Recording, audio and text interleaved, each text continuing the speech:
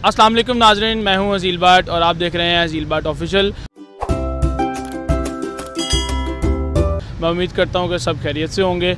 और जैसा कि आपको पता है कि हमारे चैनल पे काफ़ी ज़्यादा वीडियोस हमने पोस्ट की हैं डिफरेंट स्टोरीज़ के साथ। तो आज हम मौजूद हैं इधर मुगलपुरा सोसाइटी स्कूल के बाहर और यहाँ पे हम एक ऐसे शख्स के पास मौजूद हैं। अक्सर औक़ात मैं यहाँ से गुज़रता हूँ और अक्सर इनको मैं यहाँ पे देखता हूँ कि ये किस तरह सूटेड बूटेड और साफ़ सुथरे यहाँ पे बैठे होते हैं। और मुझे नहीं पता कि यहाँ क्यों बैठते हैं, लेकिन मैं अक्सर औक़ात देखता हूँ। तो आज मेरा यहाँ से गुज़रने का इत्तेफाक हुआ अपनी टीम के साथ, तो मैंने सोचा कि इनका इंटरव्यू कर लिया जाए। तो आए पूछते हैं इनसे कि किस तरह ये यहाँ पे मौजूद हैं और किस तरह की लाइफ गुजार रहे हैं। जो इनका सूटेड बूटेड स्टेटस है वो कुछ और बताता है, ज़ाहरी तौर पर ये कुछ और हैं। इनसे बात करने की कोशिश करते हैं, देखते हैं क्या बताते हैं। अस्सलाम वालेकुम जी। वालेकुम सलाम। सर क्या नाम है आपका? मेरा नाम जी मोहम्मद अफजल वल चिरागदीन है।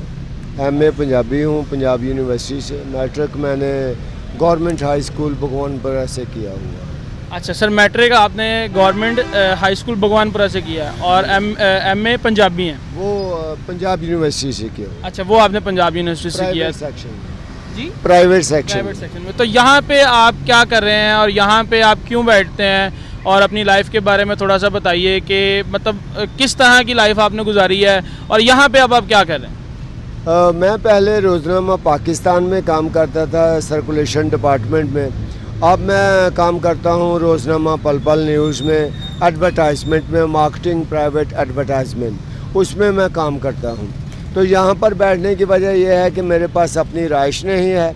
मैंने कहा है काफ़ी दोस्तों से कि मुझे कोई राइश का इंतज़ाम कर दे, मैं मुनासिब सा किराया दे दिया करूँगा। तो ना मिलने की वजह से मैं यहाँ पर बैठता। अच्छा, आप यहाँ पे कितने अरसे से यहाँ पे बैठ रहे हैं? क्योंकि मैं काफ़ी देर से काफ़ी अरसे से यहाँ से गुज़रता हूँ और मैंने अक्सर आपको कहा इतना मतलब पैंट कोट में गर्मी हो सर्दी हो, लेकिन आपके कपड़े यही होते हैं। इसकी क्या वजह है और मतलब कितने अरसे से यहाँ पर मौजूद हैं?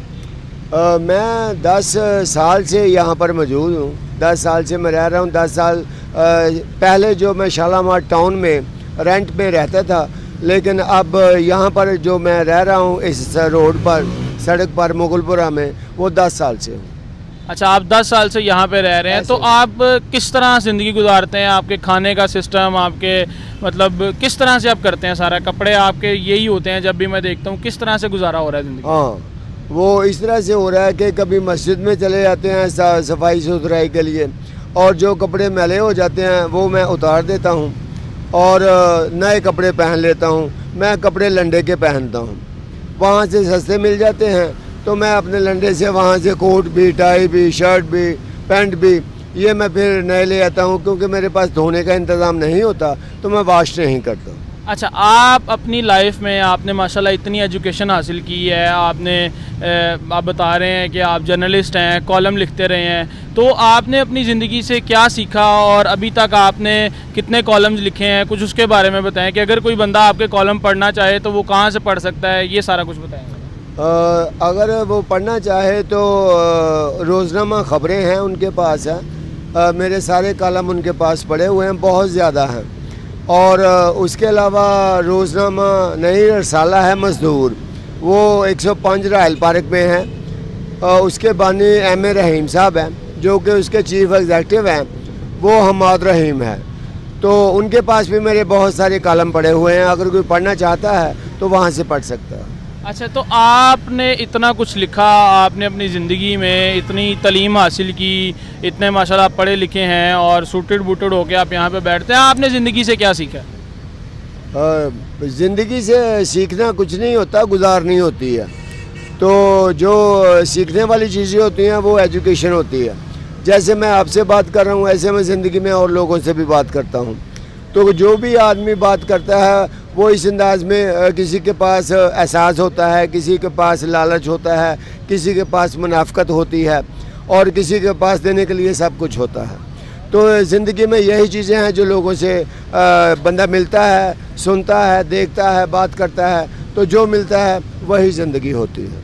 अच्छा, अब आप लाहौर में जब आप आए, आपने तालीम यहाँ पे हासिल की, तो अपना पीछे से बैकग्राउंड बताना पसंद करेंगे कि कहाँ से हैं और किस तरह से आप लाहौर आए और कहाँ से शुरुआत की? मेरी जो बॉर्न है पैदाइश है वो 25/3/1968 की है, जो कि समुंदरी पिंड से है 399 चक है गाबे झीम और तहसील समुंदरी ज़िला लैलपुर। मैं 1972 में यहाँ आ गया था, जो कि मेरा डोमिसाइल है 1973।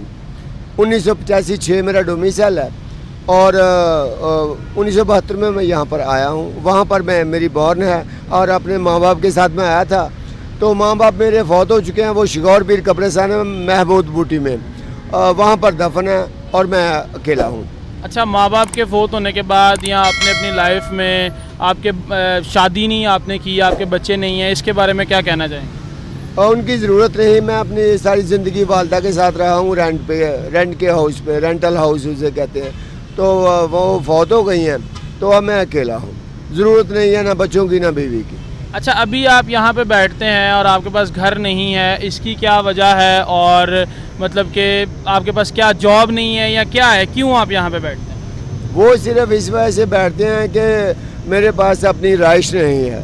अगर कोई मुनासिब से किराए में राइश मिल जाए तो मुझे यहाँ पर बैठने की कोई ज़रूरत नहीं है। ना रोड पे बैठने की आदत है, ना मुझे शौक़ है। अच्छा, आप आवाम को क्या पैगाम देना चाहेंगे हमारे चैनल के थ्रू? आप क्या आवाम को बताना चाहते हैं? मैं यही बताना चाहता हूँ कि जितना हो सकता है कि इंसानों का फ़ायदा करना चाहिए, एहसास होना चाहिए, और जो एहसास आपके अंदर अल्लाह ताला ने रखा हुआ है वो आप ना ख़त्म कर सकते हैं ना उसे छोड़ सकते हैं। तो क्यों ना उसको बेहतर अंदाज से इस्तेमाल किया जाए और लोगों के लिए फ़ायदा हासिल किया जाए। चलें जी, शुक्रिया। जैसा कि आपने देखा नाजरीन के ये हमारे साथ गुफ्तगू कर रहे थे और कितने वेल एजुकेटेड हैं, इन्होंने अपनी एजुकेशन के बारे में बताया है। अब आप ये देखें कि दुनिया के हालात इतने ख़राब हैं कि पिछले 10 साल से यहाँ पे मौजूद हैं, लेकिन अब इनके पास यहाँ पे रिहाइश नहीं है। इतना वेल एजुकेटेड इंसान होने के बाद, डिग्रियाँ होने के बाद भी इंसान सड़कों पर जलील व ख्वार हो रहे हैं। तो आप सबसे ये रिक्वेस्ट है कि इस वीडियो को ज़्यादा से ज़्यादा शेयर करें, चैनल को सब्सक्राइब करें। शुक्रिया, अल्लाह हाफ़िज़।